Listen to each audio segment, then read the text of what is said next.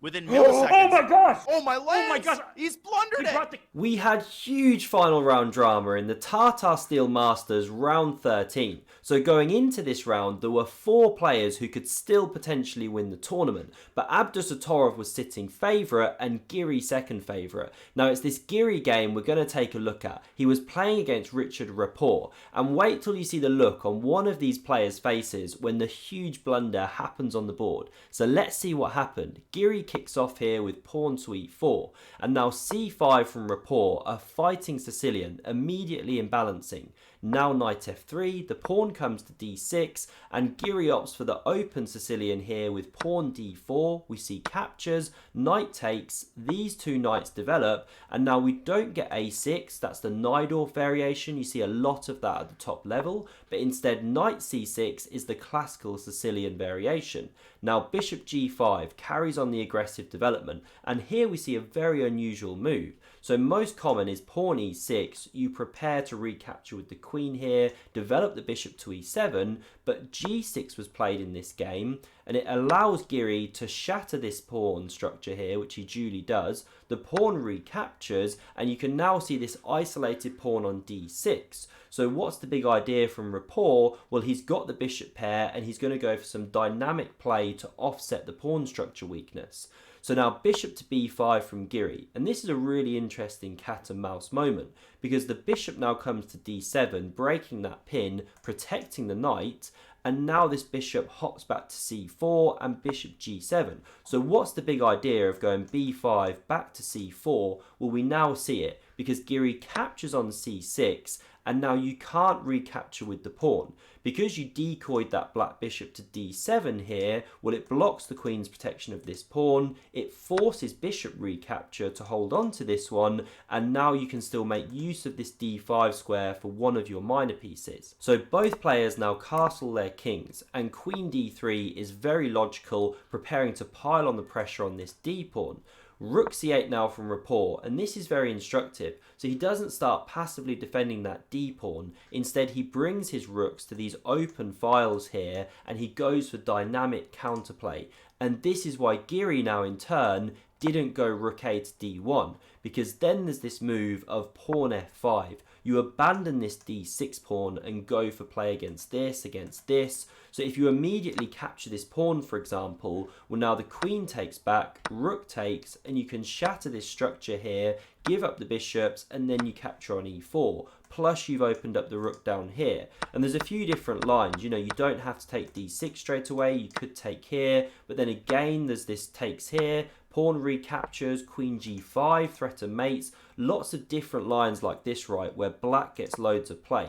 So that's why Giri doesn't pile the pressure on the pawn. Instead, he goes knight d5, playing against this f5 move, because then he can actually take, and he's not bothered if black takes here. You slide the rook, you're doing fine. So instead, no f5 on the board. After the knight hit d5, we see the rook coming to the open file. Good move from Rapport. Now c3 blunts out any issues on this diagonal, and bishop d7. So it now nudges back, but it's preparing pawn to f5. So bishop b5 played. You know, there's a real dance of the light squared bishops here. And now we don't see these ones exchanged. Now, from a kind of positional point of view, white would love to get them off the board, because then we've got this really powerful knight on d5 that can never be chopped off. And in this variation, you're even giving a pawn, but you'd win this one back, and you're setting up a lot of nasty tactics. So for example, how logical does this move look to then win this pawn? Well, you just blundered your rook on e4, because look at this backwards queen move that comes next in this variation. This is just a sample, but the point being, you don't want to chop these bishops off. So it comes back to c6. Here black would be happy with an exchange. Then the pawn plugs this d5 weakness. So instead we see the bishop nudge back. This bishop goes again, and this is tantamount to a draw offer from Rapport. So instead we see rook fe1. Giri plays on. Now pawn f5 comes. Finally that break achieved. Opens up this bishop. Good move. Now the bishop drops back to b3. A prophylactic move coming away from the eyes of the rook. We see captures here, rook recaptures, and yes, you're walking into a pin which now gets played, but you can take here with check. then the queen recaptures, and now you've got time to move your queen and save it. And why does it come to d2? Well, it's a very logical square. You start eyeing these dark squares which have been weakened around the black king. And now the bishop nudges back to e6. How much work has that bishop done in this game? The rook comes to the d file, very logical, and now queen d7 played. It's a kind of weird looking move to my eyes because you're stepping in some possible tactics here. But okay, it does add some protection to this pawn, and Giri just takes a time out now with pawn to h3, no bishop g4 ever, plus he gives the king some luft. And now b5 from black, a natural idea. Maybe one day you get a5, b4, try and soften up this pawn. That's known as a minority attack. 2 pawns attacking 3. And now queen f4 played, menacing around the black king on those dark squares, and the blunder is on the way from one of these players. But before I show you that one, a quick shout out to Aimchess, who are sponsoring today's video. So if you want to avoid blundering in your own games, then I highly recommend you try out Aimchess. 3 quick reasons why, no waffle. 1, it's completely free to sign up, so give it a go. You only pay if you go premium for all the bells and whistles, and if you do, then you can use the code EPIC at checkout to get a great discount, but it's worth trying out for free if nothing else. 2, they'll use your game data from chess.com or Lichess. So they'll bring it in, personalize the training for you, and that's what's so groundbreaking about what they're doing there. And number 3, I don't push crap on this channel. I really do love it. It's helped my own game. I have seen the difference already. So give it a go, nothing to lose. Now back to this one here. So queen f4 just played. We now see the rook coming up to c5. Great activation. Puts pressure on here, and maybe you swing across one day. So here we see the knight dropping back, piling the pressure on the pawn. So the bishop comes, attacks the queen, forces a retreat, and now there's some menacing threats down on the back rank to check on a8. So king g7 was played, and now Giri gets going with this pawn storm. He kicks back the bishop, and then g4. He's playing aggressively, he wants to win this game. h6 played, so looks out for the pawn g5 push. And now we see the bishop nudge up to d5. Again, Giri, he wants to change these ones off, land a knight, and this time Rapport obliges. And it's not such a bad move actually when you're running with the engine, because although you let the knight in, f5 was coming, which was looking a bit problematic for that bishop, and you now get to activate the rook and the queen. So the rook hits this square, it's just being vacated by the bishop. Now we see this one go, and the queen activates to e6. But Giri's got this throw of the dice now. What are you doing after pawn f5? I'm coming after your king. Now we do see the pawn capture. You can't avoid that. I mean, say you go for queen e4, try and trade off the queens. Well, the problem is white can do this, then liquidate here, and you're dropping a pawn at the end of this whole line. It's a very good endgame for white. That's tough to hold. So instead the pawn captures, but this is where Giri piles on the pressure, knight to f4, hits this queen. You're threatening to take with check, so there's no time for black to take here.